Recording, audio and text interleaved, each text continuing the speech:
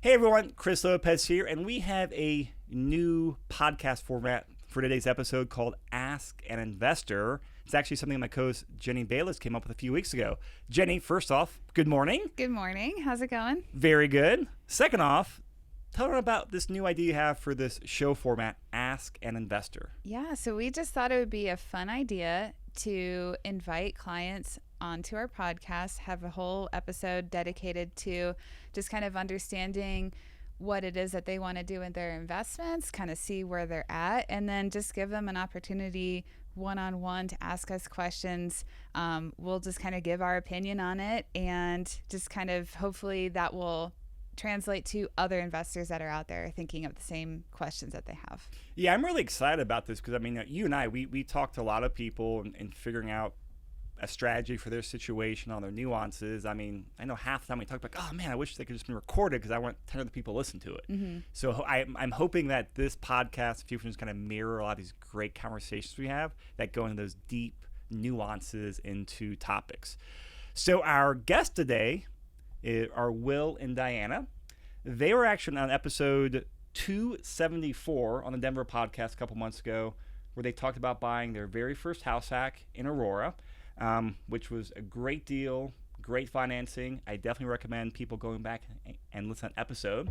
But good morning, guys. How are you? Morning. Morning, Chris. Thanks for having us on. Of course. I'm excited about this. So I think the best way to start off here before we start going into Q&A mode, give us a quick recap on the house hack, because a lot of these questions are going to stem from the property you guys live in now, and will turn to a rental property next year as you move out, move on to the next property. Give everyone a quick rundown on the property you bought, so you have the context for it.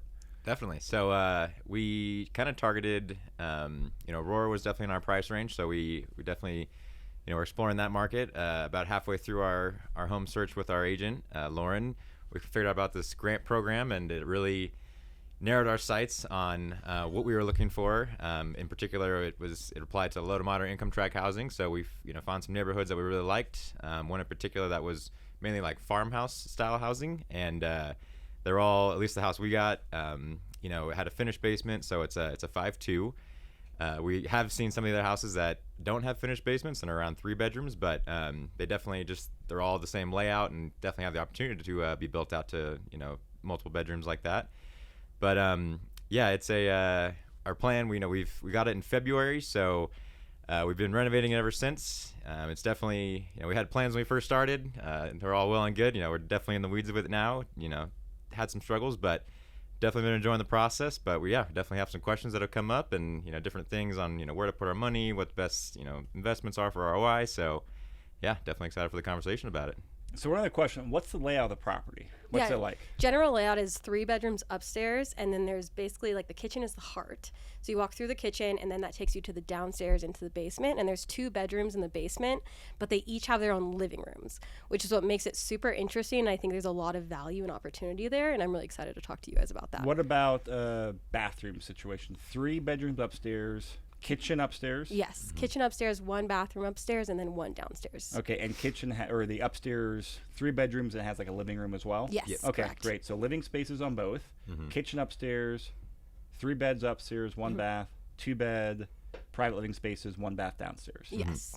Ooh, okay. Yeah. So, fire away with questions.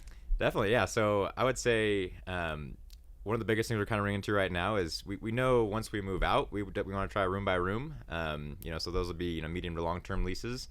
But for the meantime, right now, while we're living in the property, we've really been trying to figure out what we're comfortable with, what'll have the best ROI, as far as what we have to invest in.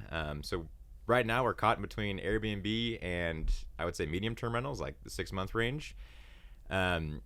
And we know the returns are definitely better with Airbnb. It is a bigger investment because you got to furnish the place. Whereas if we did medium terms, we just kind of leave it vacant. They bring all their own furniture and stuff like that. So our thought with the Airbnb thing is, if we do go down that route, we invest in the furniture.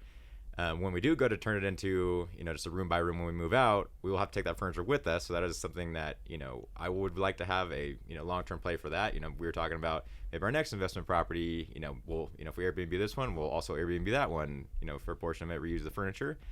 But yeah, just, we know more management comes along with that. So we're just going to kind of pick your guys' brains on, if you guys had any experience with either of the two, what it looked like as far as time-wise, because that's one big thing that we've noticed with all this is how precious time has become, because we are basically doing all the work ourselves. Another big, debate I want to have is how much you guys willing to take on your own versus hiring stuff out. I've had some conversations with people that are also in real estate, and some of them are like, hire everything out. It's not worth it, but then I know it kind of depends on like your financial situation at the time, what you have more of, time or money. So, all things that, love to get you guys input on. Yeah, so let's start with Airbnb and rentals right now. So you guys bought this in February. Mm-hmm. We were recording this in August. So you're, about 6 months in. Yep. And, you buy a house hack, you have that 12-month owner-occupant rule. Mm-hmm. When you guys plan on moving out to buy the next house hack, is that going to be at the 12-month mark, or is that a couple years away? It's a good question. So we're actually getting married next year. So a chunk of our savings is going towards getting married. We are eloping, so our wedding's going to be pretty cheap. But because of that, we're thinking we may have to stay in the house for another year unless we can implement one of these strategies that can really like boost that for us.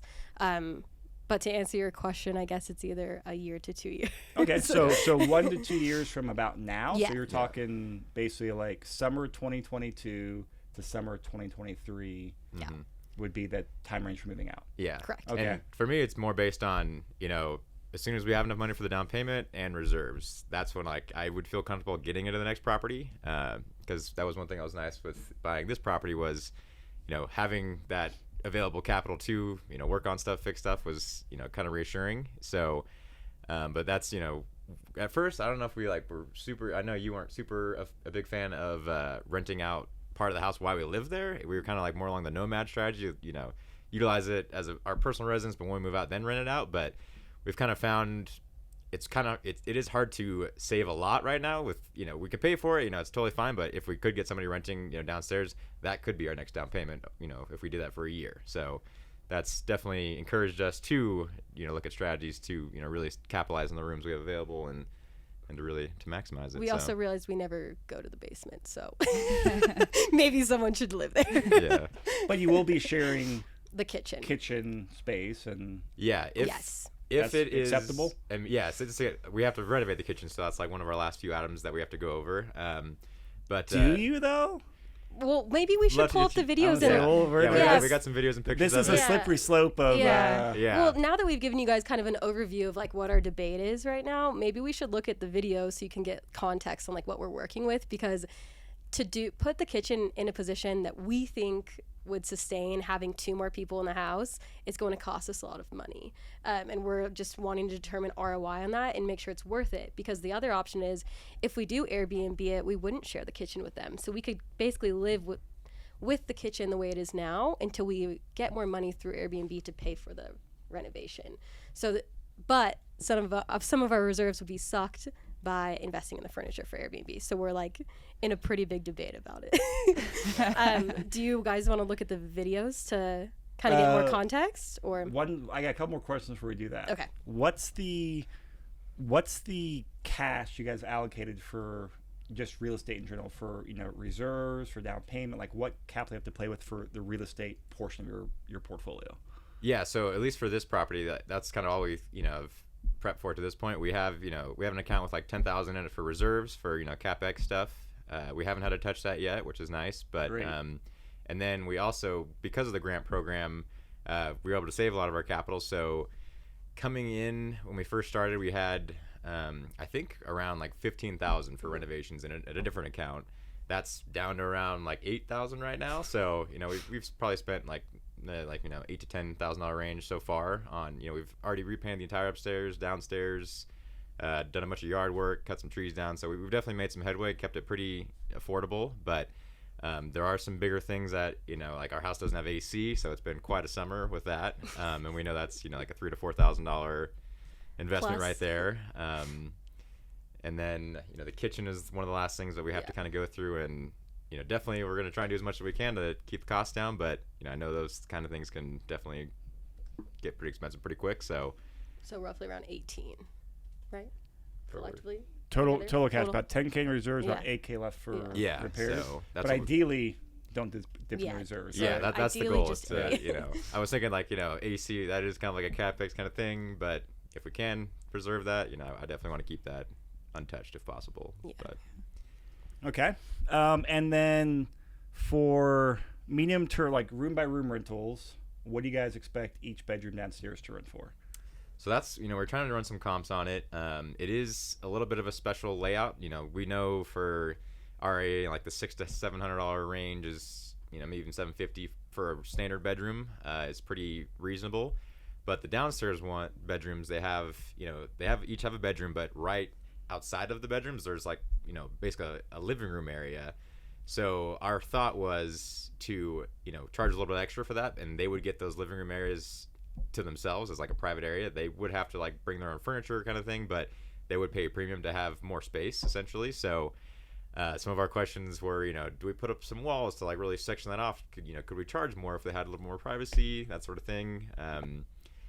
But if we were to an Airbnb kind of thing, we would just leave it how it is, rent out the entire space. Wouldn't have to do a lot of changes. So, we're really trying to figure out what aligns now with like our long-term goals, because we don't want to, do all these things to the house just for now and then it not really work well with what our future goals are. So, But I think for downstairs, you were thinking between 800 and 950. yeah, somewhere like the, As is, without putting up more drywall. yeah, without. Yeah. I would agree for over there, and if you've got a private room, which can be a living room / home office for people, you'll definitely get a premium. I'm pretty for sure that. one of the living rooms is like 600 square feet plus. Yeah, it's- like That's it's huge. huge. It's pretty big, huge, yeah. Wow. and the bedrooms are huge. I've lived in an apartment smaller than that. Exactly. Yeah, same. Yeah. Same. So there's a ton of opportunity. We're just like, I don't know how to calculate ROI to make sure that we're making the best choice. Yeah, and per Jeff White's advice, we are gonna put like a little kitchenette down there with like a little bit, not a full size fridge, but some like half the size of a regular fridge, just Like mini fridge, hot yeah, like plate. mini fridge, Yeah. something like that, just so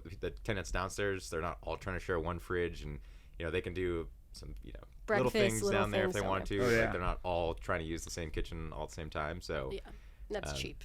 yeah, so that we've priced that out. It's not too bad. So Okay, so to do room by room rental, $850, $950 monthly rent per room.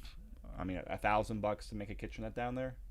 I mean, on the higher side. yeah, I think it would be less than $1,000 for a kitchenette. Have Honestly. you bought appliances during COVID? Well, it'd be like the mini fridge that we have in the studio with like an IKEA, like 3. I don't know. They have like the little kitchen.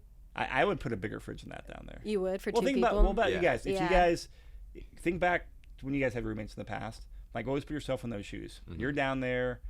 I've heard from all the people doing room by room, shelves in the pantry and kitchen or refrigerator space is premium. I would spend more money by either A a bigger- medium or a full size fridge. Okay. Yeah. You can get like an apartment size fridge, like a used one, $400. yeah, Oh, I've cheap. seen them where they're Yeah. like a little bit taller. They have like an actual freezer door Yeah, on it. Yeah, I you would, wanna- I yeah. would do that. Yeah, so we could Yeah. do. We would. That's a good idea. We'll do that, and then just like a simple IKEA kitchenette style with a countertop. That's like I think I priced it at like $350 Yeah. or something cheap. So $500. Yeah. Yeah, I don't think Okay. we would do a sink just because like plumbing that would No, be kind of we're not No. doing a expensive. sink. There's a sink like right in the bathroom right behind it. So And then we'll buy a cheap microwave and a toaster and like call it good for now until someone wants something else, and then we'll adjust it from there. Or they can bring in their own. Okay. Yeah. Airbnb. What you would Airbnb the bottom? Mhm. What do you? What's the estimated take to furnish that? Yeah, so we actually went and had a happy hour with Chris and Destiny, which they're also house hackers in our same exact area. And they they're were Airbnb their in their Airbnb downstairs, in their right? basement. They've actually been on the podcast before, and they are charging not like $95, but they can only hold 4 people, and I think ours can hold 6 because we have 2 bedrooms and they only have 1, and then we could do 2 and something in the living room, Like a pull-out like a couch pull-out or- couch. okay. Too. But then we started playing with the idea of, well, do we actually want 6 people living down there? Because that kind of seems like a lot. So I think for us, a reasonable price would be like $125 and cap it at 4 people. I would agree because I've Yeah. heard the bigger parties that's going to be yeah, and then you start getting bachelor like parties like or bigger families, and then they really start like bringing more people than what they can really house. So I think like that 4 is like a good number because it can be like a couple could rent out the whole space, they want more room, or 2 couples if they're doing something like that. But definitely a little bit 4 more person manageable. max. Yeah, so 125 I think is a good Okay. price to go off of. What's the occupancy rate monthly?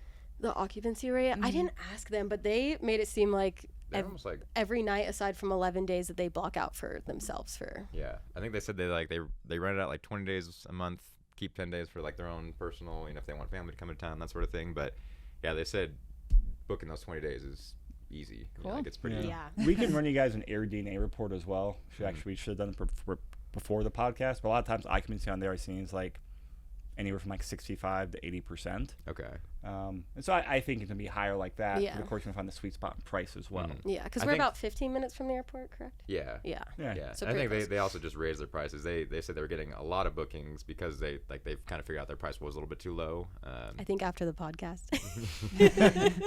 That bumped up their bookings. Yeah. No, after the podcast, I think they decided to raise their prices because Oh. you were like, "Hey, that's a little low there. You could get more." So then it sparked a little interest in their minds. But What would it take to furnish a place? I think we estimated like 3,000 to 4,000. Yeah. What did it take them to furnish their place? Recall? Because their Around- place looks great. Yeah, theirs was I think around. that was Justini's doing. Like she did a great job. Yeah, she really Yeah, was she said designing. around 3,000 Okay. was what it took for them to, and they did like IKEA, furniture, Facebook Marketplace, a combination. But yeah, what made it like seem worth it to us because like they said they're netting around like 2,000 a month at their 20 nights booked at $100 a night ish. So we were like that really wouldn't take it'll take like a month or two to really like make up our investment in the furniture. But I was really wanting like a plan for afterwards too. Like I don't want to get stuck with this furniture when we get to the next place if we're not going to use it there. So that was kind of a debate point, I would say. I also think with our hesitancy with Airbnb is honestly comfort level. Like not only with the time, because we would do all the turnovers ourselves, it's comfort level of constantly having new people coming in and out of our house and around our property, because we do have a dog and she likes to spend a lot of time in the backyard, and that would be a shared space. So that's kind of like one concern that we have. That Yeah, and just the management of it. 'Cause we've definitely heard that it is more time intensive. You're doing turnovers much more often. And I've talked to some people that do house hack and have medium term rental leases in place, and they're like, yeah, it's freaking awesome. Like, don't have to deal with it. As long as you do your work at the forefront and get good tenants. For the most part, it's definitely a pretty actual passive investment kind of at that point. So, we've really been talking about like what we'd be more comfortable with, and really just trying to nail that down. But I think we're kind of leaning towards the medium term rental side of things, just for also the property, like it's to be less wear and tear on it, less people coming in and out all the time. It would be more furniture moving if like the tenants are bringing their own stuff at that point, but still think it'd be a little easier on the property than having new people in every so often. Yeah, and I think those are all valid consideration points, even though you can't necessarily put a dollar Yeah. to them. I think that your comfort level, your time that you have devoted to managing the place, I think those are all really valid inputs that we'll just kind of have to work with when we work out the assumptions. Mm-hmm. Yeah, I agree. So I think let's crunch some real basic numbers on here, because when I look at this stuff, there's what you said, comfort level and numbers. So there's living there. Comfort level matters a lot more than a pure investment property. So we're gonna say we said $850, $950 per room. Let's just say 900. What's the difference? So 900 times 2, $1,800 a month in income. What's your monthly mortgage payment? Like 1680. Okay, so we'll just say $1,700. Like $0 basically. Now with Airbnb, you said about 125, right? Yeah. 125 And let's- times 20 Yeah, nights a week. let's do 20 or a nights. month. Yeah, let's do 20. So about $2,500. And we're not going to account for taxes or cleaning because you guys would clean yourself or Yeah. hire. Okay. Yeah. So a difference of approximately $700. Now this is very ballpark. We're not taking out some taxes and other stuff on there. When you hear those two numbers, what do you guys start thinking?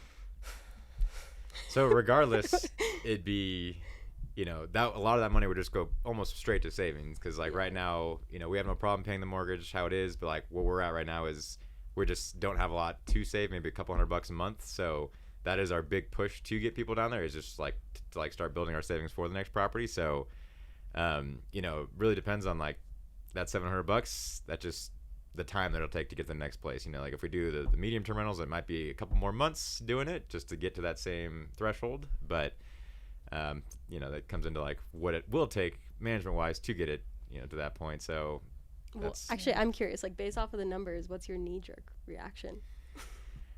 it's hard to say because we haven't really done either one. So we haven't been in those shoes yet, but you know, I know we have a lot going on in our regular personal lives, you know, with our jobs, and I know like I've been working kind of towards promotion, so that's been taking a lot of my time and creating some stress trying to get all these house projects done at the same time. You know, wasn't anticipating being this busy, but you know, so if like the medium term is, you know, it is a little bit less, but if it does save us all that work and management, and my job does call for me to be in the field all day, so I know you work from home like half the time, so it may be a struggle to be doing turnovers, you know, when they need to be done, you know, when tenants are coming in and out, if it was Airbnb. So I'm kind of leaning towards the medium-term rental side of things just for the easier management side of things. But I don't know. What are you thinking? I don't know. This is how you talked me into the house hacking model in the first place. Was showing me the numbers of what we would get. So my knee-jerk's like, oh, maybe we should just suck it up and do Airbnb. But it's funny, just as an outsider who has, you know, no skin in the game of what you guys are doing. But to me, it's interesting that I'm noticing that you guys have no intention of repeating the house hacking strategy, at least until you said at the earliest middle of next year after you guys have your wedding. Mm-hmm. So you will have, if you have no mortgage to pay, essentially, with either option, you'd be able to save that mortgage, and say you needed, you know, $10,000 for your next house hack. Like you will still achieve that with either option by middle of next year. So that's kind of what jumps out to me. True. Yeah. That's a good point. That's a very good point. that was my thinking too. So Yeah. next, hey, what do you need to save for next down payment?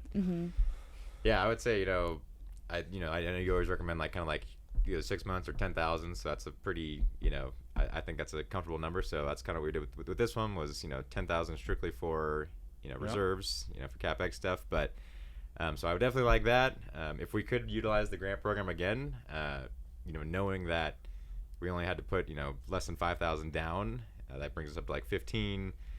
I think we started off with like around 30 for. I think that's this our house. comfort. Our comfort number is about 30. Because that definitely left us, you know, room. Because like with grant program, you do have to buy, you know, there's certain criteria. So usually leading to more, you know, renovations and stuff like that with the properties you can get into. So, you know, having 10, 15 for renovations would definitely be comforting. So I would say roughly that 30,000.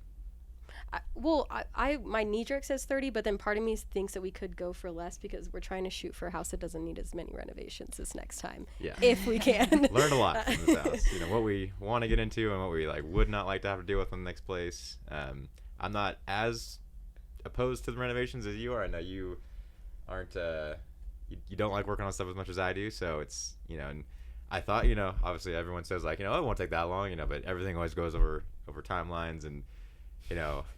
Yep. Well, that's why I get upset about renovations, because I'm like, every month that we're still working on our house is one less month we can't make money off of this. Yep. So that's where I'm like, I don't want to buy another house. I would rather just get into a house at a higher price and rent it out sooner than have to spend 6 months renovating it. So. Yeah. And then, I don't know if we want to bring this up now, but we're talking a little bit before the show, and we said let's save it for the show. Yeah. But the fact that you guys have a pretty significant amount of equity in your home, I don't know a whole lot about the BOA grant program, so you know, you guys fill me in on this, but curious if you'd be able to tap into any of that equity to apply towards your next home. Like, you know, obviously cash in the bank, I say it all the time, very, very important, the most important thing. But if you have a lot of equity that you can use, just curious if you'd be able to use that towards, you know, your next down payment while keeping the cash in the bank for your reserves. I don't know if that's a possibility. So for the grant program, I mean, you know, you can use a grant program repeatedly until their money runs out, which, you know, who knows, that will run out, but hopefully around for a while. But some options on here, and this is, you know, we have this conversation all the time with clients, Jenny, is that you guys live there for 6 months, and you bought for $350. You know, between Zillow, looking some comps and Redfin, 420 to 450 is kind of like the ballpark for a sales price range right now. So, you got $50,000-$70,000 equity in there. It's a lot of money. It's crazy. Yeah. So fast. And a side note, you look at that $50,000 return, which has been very abnormal this year. That doesn't impact or doesn't change based on the cash flow. You're right. So you made $50,000 doing nothing, plus some debt pay down and all that stuff. And this is where I come at how much you want to bait on cash flow. So keep that in mind as well. So you got that equity in there. Now, if you want to pull out the money, you can do a cash. You've got two options. You can do a cash out refinance, or you can do a HELOC. You do a cash out refinance. You can do an owner occupied refinance. Pros to that is you're going to get a better interest rate, but it's going to be higher than your current of like 2.75. I think cash out refis and primaries are like low threes right now. Yeah. Is that what you've been hearing, Jenny? So say 3.25.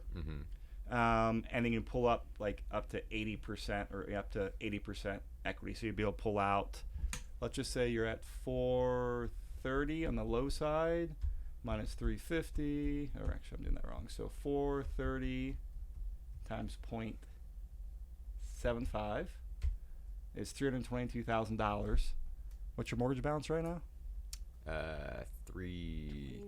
It's like 336, I think, something like that. Yeah, I thought it was So either three. that's a no-go. So depending on where the appraisal comes Yeah. in, and you can explore that because, hey, exploring with the lender, your hard cost will be an appraisal, so $500, $600, $700. If it comes in low, you do nothing, but you're at the appraisal. The other option, but the con to there is it resets that 1 year clock. You have to stay there. That's what very few people forget about, even some loan officers, as we Interesting. gripe about Jenny. Yep. So it resets that clock to stay there for 1 year Gotcha. because it's a new owner-occupant loan. Guess that makes sense. Yeah. Option 2 is do an investment loan while you live there. But then you're going to be like a 3.75, 4% interest rate. You can move out and it's going to be higher interest rate. I don't think that would work. Yeah. And one thing I really do like about our current loan is, it's a good interest rate. We're able to get the grants, but it also, there's no PMI with it either. So that's keeping our mortgage pretty low, which is nice. And I know if we refinance into a different style loan, I'm sure we wouldn't get all those perks. We'd have to those would change. So don't know if I would, really, I think my focus would be, don't tap it. Maybe what as far as like the HELOC, what is this? This is the HELOC, so home equity line of credit. So HELOCs work differently than conventionals. They're going to be a second position on your property. The grant program loan is position 1. They'll be second position on there, and they'll go anywhere from, most banks will do 80 up to 95% loan to value ratio. On a HELOC right now for a primary residence. So if you get the HELOC before you move out, but you go up to like 95%. Now the higher you go up, fees usually go up a little bit. But I did HELOC a few months ago, and I was getting quoted for around like a 80% like combined LTV between what they'll give you and what you have on the current mortgage, like 3.99% interest rate. If I went higher to like 90%, it's gonna go up to like 5% interest rate. So it was like a point higher. Not a huge difference. But that would be a very interesting option to potentially consider. And a HELOC, cool. You do that. Some will have an appraiser. Some will just do like a desktop appraisal for a couple bucks. It'll be $500 to explore that option. Interesting. Yeah. So I would lean more towards a HELOC Me versus too. a cash out refi. Definitely. And that's something good for all our listeners out there too, who are in similar shoes. HELOCs can be really attractive right now. Of course, downside with that is it's basically a credit card. Interest rates change every month. A variable. Now a lot of times they'll give you like a year, promo rate Gotcha. at $3.99, but it'll go up at like, I'm not that concerned personally more about interest rate trimming up, but you have that interest rate risk. Gotcha. So HELOC is definitely an option for you. Yeah. I would definitely say we'd go either between the HELOC or just like really focusing on trying to get renters down there, because that would be the other way we could really start saving some money. So definitely consider those two options and figure out what we want to do. So my gut, I agree with Jordan, kind of based on just the way you guys were talking and based on the numbers. I would do the room by room, just because you're already busy with renovations. You're getting married, which takes up a lot of time, huge life event. You're gonna move out in a year to 2 years. What do you do with the furniture? Keep it simple, stupid. I think that's a very underappreciated rule in life and investing. Well, and to add on to that, when you guys move out, just copy paste the same strategy Exactly. for the Yeah. upstairs bedrooms. Because we like, we're curious about Airbnb. You know, we don't know if we want to do it in the future. I know, like, at least in Denver and Aurora, like, you have to live in the property to do Airbnb. So unless we were our next place where, like, I know, like Westminster or Arvada, like, you don't have to live in the property. So unless we were, you know, planning on relocating there, like, maybe we get our feet wet with Airbnb right now and learn about it just to take it to there. But, you know, our goal with this house is to do room by room. So, you know, just having some medium-term tenants down there, you know, starting off with one and then, you know, expanding to two would be a great learning experience just in that sense. And, you know, being able to live there while they live there too, they can express their concerns with us, you know, what they notice that we could, you know, improve. We can work out kinks. And I also thought, it's like, what if we found a really great person that just wanted to stay in our house for years and, like, they could be our point person for the rest of the roommates, like, give us information, help us out. So that was a pro in my mind for it. But yeah. So let's get some, because you brought some videos. Yeah, I'm actually really excited for you guys to look at the videos. So I know some of you listening to this, we're going to show some videos. This will be in the YouTube and the show notes. But we got one picture and two videos, and we'll describe as we show. Which one do we want to start with? So the basis around these videos is to help you guys, or help you guys understand what we're dealing with, so then you can help us figure out how to calculate ROI for the best improvements possible. So let's start with the basement, because we've been talking so much about it with room by room. Yeah, so this is the basement. This is from the stairs that you can come in from the backyard. That's the bathroom we just redid. And then this is the first living room that's attached to this bedroom. And so then, two things I noticed there. Living room, no egress window. Bedroom, nice egress window. Yes, correct. So this is our remodel that we did. Oh, that bathroom looks less great. than 500. Really I think we did spend less than 500 Wow. to do that. Then this is the second living room that I think is around 600 square feet. Oh, it's huge. It's huge. Okay, so you're walking through the living room. Now it goes in. To the take a second left. bedroom. Now the second bedroom. No egress in this one though. That's one pain point we have right now. Trying to figure out if it's worth it too, because like another thing we found with Aurora is, you know, the maximum occupancy rate for unrelated tenants is 4 for Aurora, and right now there's 4, you know, legal, you know, the 1 downstairs, 3 upstairs that we could do. So when we went to room by room after we moved out, we were debating on, you know, if we use this bedroom for another tenant, or if we, you know, just really abide by, you know, until we installed an egress, just use it like storage, something like that. So, you know, that's another point where, like, do we invest in that? 'Cause that's another couple $1,000.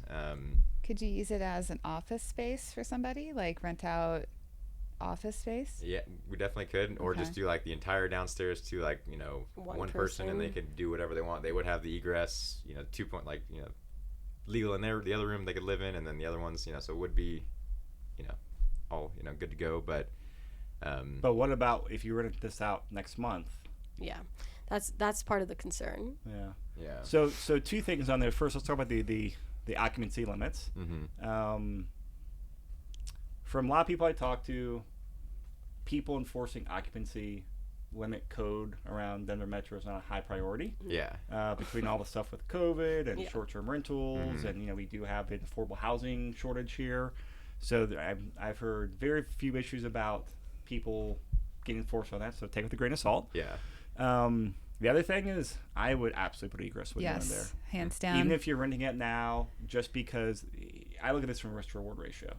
You guys are very young. You got time on your side. And it's good that you're playing smart by reserves, all this. If a catastrophic event happens, like there's a fire in that second living room and that person can't get out, that's a huge and someone dies, that's a lawsuit that will wipe you guys out, most likely. For sure. Versus $3,000, maybe $4,000 now. I don't know if egress windows have gone up with COVID prices, but $3,000 to $4,000 is pretty much the going rate right now. And you got the capital for it. To me, it sucks the bank account a little bit, but it removes a very low probability but high pain point event that could possibly happen. Definitely. Absolutely. Yeah, definitely. And I feel like we would make up that money by renting it out quickly anyway. Yeah. I mean, you could start with the bedroom that does have the egress, rent that out, see how it goes, use the proceeds from that bedroom to pay for the egress, and then once that's installed, start renting out that second bedroom. That's very true. Yeah. So I have a different plan than that. Just put the egress in now. You have $8,000 in your repairs fund. Mm-hmm. You talked about an AC. Mm-hmm. You guys lived upstairs. You survived so far. Summer's going to end here in a month or so. Yeah. Yeah. Worry about AC in a few months. Yeah. Or next year. Take the money, put an egress in there, get someone down there ASAP. Mm-hmm. Okay, that's a good plan. Either one. Yeah. I did. So That's what I would do. Yeah. that's a great plan. I agree. As far as the layout though, Chris, can you just go back to right there? We're thinking about putting in a door right there. Do you think that? So let's say we put in the egress and then we put in a actual locking door right there. Do you think that there's an ROI on that? Like, could we ask for more rent because that whole living room that is whole like living it's very room? private at that point. Because the other thing too is our laundry room. If you go into that room, it's one of the doors on the left. But there's two doors to the In the living room. There's Yeah, two in doors to the living laundry room. room. So everybody will be having to come downstairs to do laundry, even when it's rented out room by room. One of our thoughts is basically right where you're at right now is where we're kind of thinking about doing the kitchenette, like right behind, like on the bathroom wall, like right as you walk down right there. Putting a little kitchenette right there, and then we have those doors you see right in front. Those are like, if you open those up, our furnace and water heater are behind them right now. We're thinking about moving those two appliances back in the little laundry room, so that way you could actually get into the laundry room right from here, rather than having like all the tenants walk into the other person's living room and then into the laundry room. So that's one layout thing we've kind of been toying around with. That does make it more complex. Would Yeah. you have to move the furnace and mechanicals to do this? Yeah, but my dad would be able to do it for us. So it'd be like a cheap-ish price. Yeah, it's literally only like ducting. You'd have to like kind of just move. But actually, you would have to move the furnace though. We would. You'd have to move the Yeah, furnace. the whole furnace would move over, and then just like the ducting to like connect it towards new location is. So that would be another investment. But if we only get $100 more per month or $50 extra per month just because we installed that doors, is that worth it? Right. Yeah, that's the big question. yeah, Is there any possibility to put a washer dryer upstairs? Like in the kitchen. Like, is there any closets or walls at other side of the kitchen sink or other side of a No, bathroom? There's really no really. space upstairs. yeah. Unfortunately, yeah, there's really no space. Because that's where it gets complex. Is that whole lot? If you're going to rent that as a private bedroom, Yeah, you exactly. can't have people walking out of there. Yeah, Yeah. so that's why we were like, we can't really charge that high of a premium and say this is private, but people still walk in here to do laundry. Yeah. So the other thing you could do too is look at this video and just, I don't know why I didn't think about this a few minutes ago, but you could just do, rather than doing rent things out separately room by room, just rent it out as a 2-bedroom space, and see if you get a common tenant down there rather than 2 separate individuals. Oh, that's a good idea. Could be a couple buddies, could be a couple girlfriends, could be. Do you think they would be okay with the rest of the tenants though coming down into their whole private space to do laundry? I don't know, but right now it's you guys. Yeah. So it's just us. Don't worry about tenants in the future. That's a year to 2 years out. Yeah, Worry about that then. that's true. And you might just go. But that could be one option to do on there as well. Or I know this might be cost prohibitive, but if you were to, instead of putting a door there, if you were to put drywall horizontally cutting the room, then you would have more room for all the extra activities that people are coming in and out, but it's still making that space more private. Is this the laundry room door right Yeah, here? that's laundry door. Yeah. We did. So sorry about- you can't. Too bad. I guess. We Yeah, have so to we're put like a thinking- hallway, basically. Yeah. we got all the doors hung last night, all tape ripped off. Yeah. So like we just finished painting it, but we did put a locking door on that. So my thought was permanently lock that door. We don't have to like deal with like drywall in that space. We could just leave the door there, but it wouldn't be accessible. But they would come in through that other hallway. The water heater and furnace would then be like blocking that door, that access door. But if we're not using it, who cares? And then it would create space from the other side to get into the laundry. Well, what would room. it be blocked with? The furnace and the water heater. So essentially where that door is sitting right now. Oh, the first that's water door. where Okay. the furnace and water heater would like get pushed to that wall rather than right now they're on the left side of that room. So they would only be moving over a couple feet. It would block that door, but it would create a different access point into the laundry room that's more centrally located. So I'm gonna change my opinion again. Okay. I would rent out bedroom 1, the first one that you walked in as with a private living space. Rent this one out just as a bedroom. That's a common living area. Okay.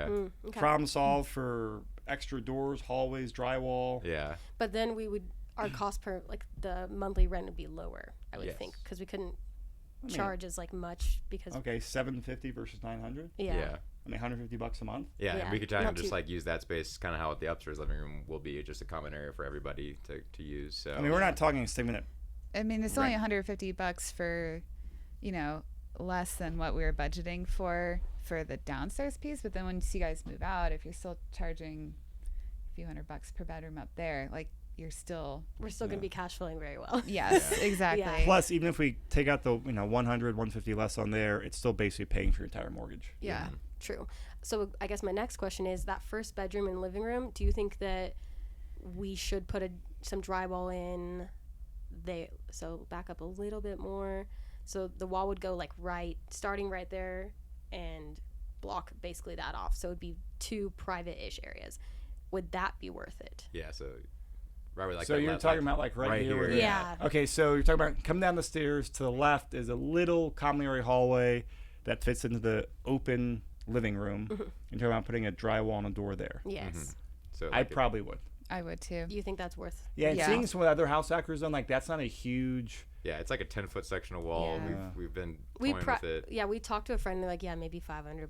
Yeah. It cost to install that. You could even install French doors so you're not drywalling. Oh, And just have a door frame and then French doors. that's a great idea, Jen. Yeah. Yeah. Because you put up drywall, you technically may have to put some electrical outlets in there to code. Yeah. If you want to do it or not, it's up to you guys. Mm-hmm. But a lot of times, I don't know what the code is, but if there's a certain length, you have to have an outlet on there, which Okay. wouldn't be probably a big deal. Uh-huh. But yeah, I like the French door idea. I would like that. definitely block it off one way or the other, Okay. because that should be inexpensive. Mm-hmm. It's gonna cost you more than $500, I think. Yeah. Yeah. Yeah. Um, That was like the contract, like, oh, if I were to do it myself, like just buying materials, and I was like, well, I'm gonna mess something up and Spend so- $1,500 on a Yes. person to do it. Will building a wall. And then that way you can get it done, and then get renters down there. And I would rent that as a private space, get a premium rent on there, Mhm. rent the other bedroom by itself, install an egress window, Yes. just for that. To me, that Liability. risk to reward with liability is just not worth it. Yeah. Because that's that one. I mean, number like, holy crap, someone dies in your property, it'd be Yeah. horrendous. Yeah. Mm-hmm. Losing the property. Yeah. So I would do that. All right, so we got like a couple minutes left. Let's go through these other yeah, videos. let's go through the kitchen. Does that answer your questions here in the Yeah. basement? It definitely answered did. our question and more. And we can put this Thank you. on YouTube and the blog post, right? The videos. Mhm. Yes, exactly. Definitely. So All this right. is our kitchen layout. It is horrendous. Maybe start with the picture. So this is like from our backyard walking. So we want in. to start in this one. Let me this is getting cluttered here. All right, so we're looking at the back door here. Mm-hmm. So if you were to go straight, you would go down the stairs that were in the previous video to the basement. But if you hang a left, this brings you to the upstairs, kind of in it. The kitchen's kind of the central meeting point between the upstairs bedrooms and the downstairs. So, and it is like the last. Oh, yeah, I guess we have to, kind of still do the upstairs bathroom, go through it. But the bathroom and this kitchen are like our last renovation points, and So let's go through the kitchen. Yeah. Well, before we do this, talk about. I mean, because this is a great layout. So we see this layout a lot in Denver. I don't know, is this layout very common in Springs with like the In side some door, back areas, door. Okay. yeah. We have a lot of pockets in Denver that are very common. I mean, when you walk into the left, just an open door frame. Goes to the upstairs apartment, or upstairs living space. Yes. Put a door there with a deadbolt. yeah, we've definitely, like, if we were debating on with Airbnb, and like if we were gonna have people coming in and out a lot, we would definitely wall that off. But if it was the medium term, if people, like, in that case, they'd be using the kitchen, so we were like, we could leave it yeah. open at Yeah, that yeah. point. So that's definitely been a discussion point, though, if that's worth it. So Chris, I do you take think? that back. So No, you don't- think for don't put a medium deadbolt term, 'cause they need a Yeah. kitchen. but Yeah. for Airbnb, you would recommend the deadbolt? I don't know. I'm almost more tempted to wall or to door off the basement stairs because you guys have a pup. Yeah. So just being able to let the dog out into the yard, like that way you're not opening your door and then the dog could run downstairs and like a whole bunch of stuff. So that's kind of how Very I think true. I would structure it. I agree with you, It's a good Jenny. move. Yeah. Because there's enough space. I mean, going there, it's just it's a 3 foot by 3 foot entryway, then stairs down, and then the doorway to the left. Yeah, but yeah, since your tenants downstairs they're using the kitchen, you can't really deadbolt them out. Yeah. Agreed. And since you're going to be using the laundry down there, Yeah. yeah. But yeah, so like, and then this video is essentially like right when you walk in that doorway, this is kind of what you see. The kitchen is the first thing you see. I think all these cabinets are from 1958 when it was built. I feel like Jenny's wheels are just turning. Yeah, like half of them don't shut, half the hinges are. And you guys are gonna love missed. this shelf Will installed Yeah, I got for that. us. Got that out of a temporary shelf just to like put some stuff, because I'd say that's one thing we don't have is counter space and storage space. So this corner thing is really weird. I don't know what their thought process was on like the overhang of the countertop, but this is kind of how we bought it. We haven't done a whole lot to the kitchen yet. We do plan on like painting, flooring, updating fixtures. We're gonna try. Those cabinets are built in. They were built in place. We had a contractor come out and kind of like give us a rundown of what he thought it would take to kind of do the kitchen. He suggested leaving those and kind of refinishing them if possible. It'd be the easiest and cheapest way to go about it. So, I'm planning on, we might repaint them, swap out hinges, fixtures. We have to add like tracks in a lot of the drawers because right now they just like sit in there and they're Just like wood on wood. yeah, Guys, wood on wood. Literally yeah, so, wood shavings falling into our cabinets below. Yeah, It's great. I love it. But Well, you I'm get fiber in your food. Yeah, That's extra a- fiber. That's a pro. I'm just super interested to hear what Jenny thinks with all of her renovation man. experience, and I feel like she's looking at this like it's a blank canvas. Yeah, so my gut is initially saying, like you guys said, keep the sink area the way it is. Refinish the cabinet, doors, drawers if possible, but keep the shell. Mm-hmm. And I'm almost thinking you guys could put laundry where the fridge is Oh. and move the fridge to the other side of the kitchen. And instead of where the stove currently is, have it more of like a really large galley kitchen. Oh. So move everything to that other side. Gotcha. And just do like where they like an up down washer dryer where they're like are stacked kind of thing right Yeah. there. And you think Should be a pretty easy time for plumbing right there. Yeah. Yeah, there's it, like the drains are right Yeah, there. I mean, We're also 3 thinking feet. about putting those right hand cabinets, removing those, and putting a dishwasher in because that's one thing we don't have right now, and kind of a pain, definitely with tenants. I'm sure. Talking about here next to the stove. Actually to It the would have left. to be on the Sink. left. Yeah, so on like the lower cabinets, taking out those on the right Mm-hmm. to do just like so it's really kind of close to the sink. It doesn't. Yeah, That's it, I would keep all your plumbing on where it currently is. Yeah. And then just shift everything so it's mirrored with other cabinets. So you're and- saying move the oven to that wall as well. Yep. So like the oven would be on Move the wall here to this wall. To where that the wall. temporary shelf is.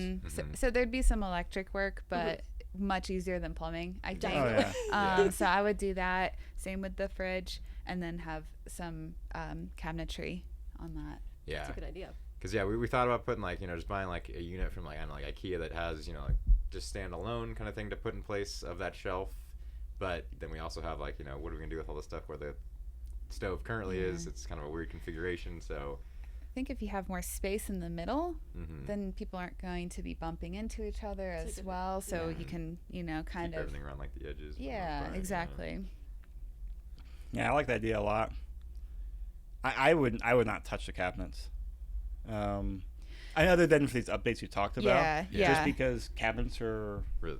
they're expensive right now. Maybe the prices are starting to come down, but I've talked to a They're few very people. expensive. Yeah. I've got one of my best friends. He works for a cabinet maker, like one of the largest ones, and he says they're back ordered in like 20 weeks. Wow. And then I've talked to just the prices people are getting are very high right now. Mm-hmm. And since it's a great time to be a landlord, there's no supply for people to buy houses. There's no supply for rentals as well. Mm-hmm. Renters are a lot less picky.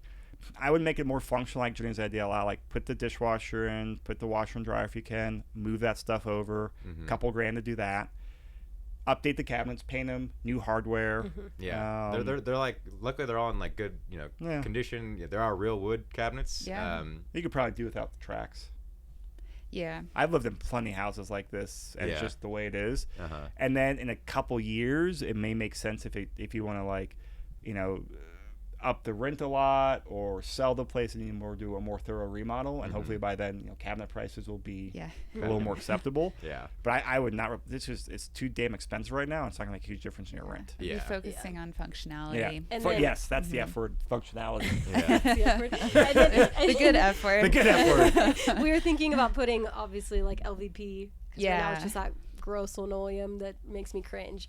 So my question is, if we moved the appliances to that left wall, a concern I had was finding cabinets that match to the other side, or is that a concern that I should not have? I wouldn't really No. worry about it. Don't worry This about is it. a rental. Yeah. Have you guys lived in a rental where things don't match?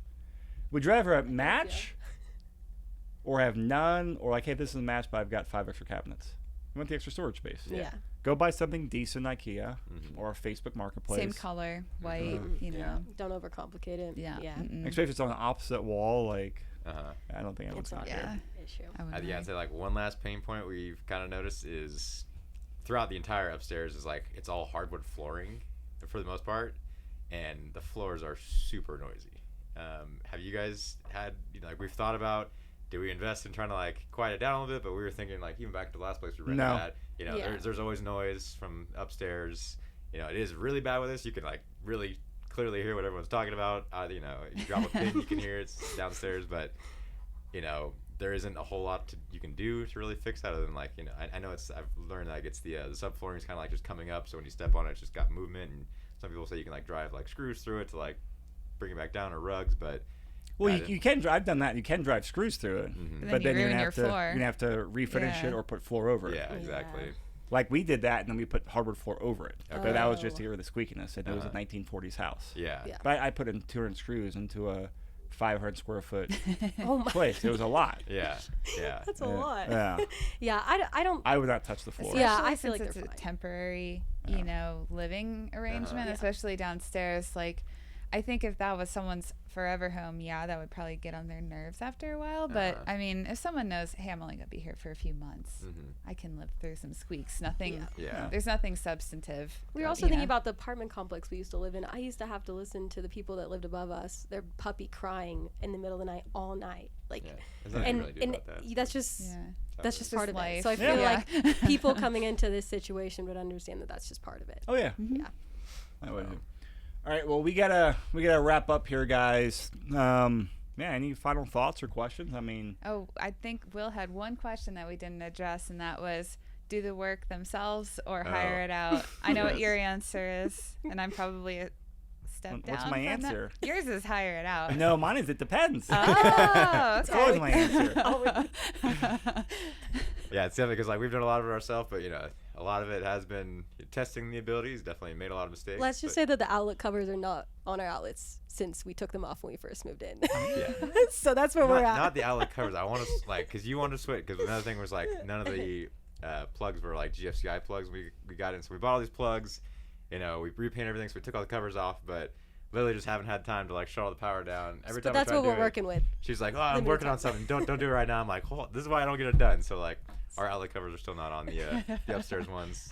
Just got to swap the plugs out. But yeah, finding time is definitely the. If it's electrical or plumbing, or especially electrical, I would definitely hire it out. You want licensed people doing that because if you switch out a GFCI and it burns down, you're gonna be held liable, and you're an unlicensed person owning the property. It puts you in Uh-huh. a very bad spot. Yeah. I would definitely get a licensed electrician out there to do that. Yeah. Okay. Plumbing, like you said, HVAC, Mhm. Yeah. anything that's could technically that kill requires someone? Yes, exactly. Yeah. yeah. Other than painting is Yeah. kind of my rule of thumb. Yeah. Is it? Yeah. I the only thing I will really do is paint, landscape, like tiny stuff that I can't hurt somebody if I Yeah. mess up. If it's just a little ugly, then so Yeah. be It's it. just But that, yeah. yeah, So exactly. that's a good point. Yeah. That makes sense. Yeah. That's a good point. Yeah. Does that answer your question? I'd say so. And yeah, I mean, before I had kids, I enjoyed doing work myself, but I also noticed that it would take me 5 times longer, Mm-hmm. and the quality would always be less than professional. So is that worth it? Mm-hmm. I don't know. But I very much agree with Jordan. If it's electrical or anything like that, get a licensed person just for that odd. Hey, if it burns down for some reason, you start a fire, Mm-hmm. you want a licensed person that follow the code and they've been trained versus you. Hey, handyman homeowner. Yeah. Ooh, that puts a target on you. Yeah. Yeah. But I think the fact that you guys painted your basement, Yeah. I think that's a building block for all investors. You have to stay up till midnight painting Yep. something. So Yeah. that's Yeah, I think you know, we're up yeah. till like 10 o'clock last night. Got all the hinges on the doors, all the yeah, knobs stuff on, like got them that. hung. Yeah, I think that's a good learning opportunity. Here's the other thing. What's the Yeah. opportunity cost? You guys bought this in February. You've been remodeling it for 5 months now. Oh yeah.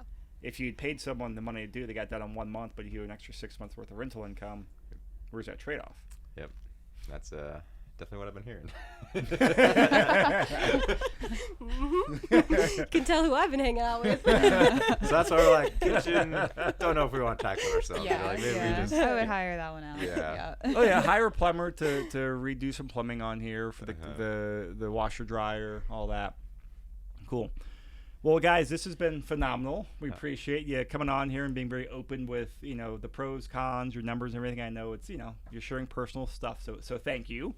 Jenny, I like this idea a lot. We should do more of these. Sounds good. Yeah, we'll put all the contact details for you guys. I know you're big on Instagram. We'll put that in the show notes. Perfect. Diana with like 5 A's in there for her Instagram Yeah. handle. Yeah. Diana. And then we'll put that in there, and we'll have you guys back on. And at some point, as you make the transition, to keep this going and do a little documenting. Yeah. Well, thank you so much for helping us break through our roadblocks, and Yeah. I think we know where we're gonna go. Yeah. Struggles have been real, but this is definitely very. But we Very- love it. We love yeah, it. it's been awesome. We appreciate the advice, and we look forward to the future. So. Awesome. Great. All right. Well, thank you guys. Everyone out there listening, watching. If you guys want to be in the show, let us know. If you have feedback or advice for what Will and Dianna are doing, leave in the comments or hit them up on Instagram. Like, let us know. We have our ideas, but definitely not the best or always the right. Yep. So share your ideas. Thanks, everyone.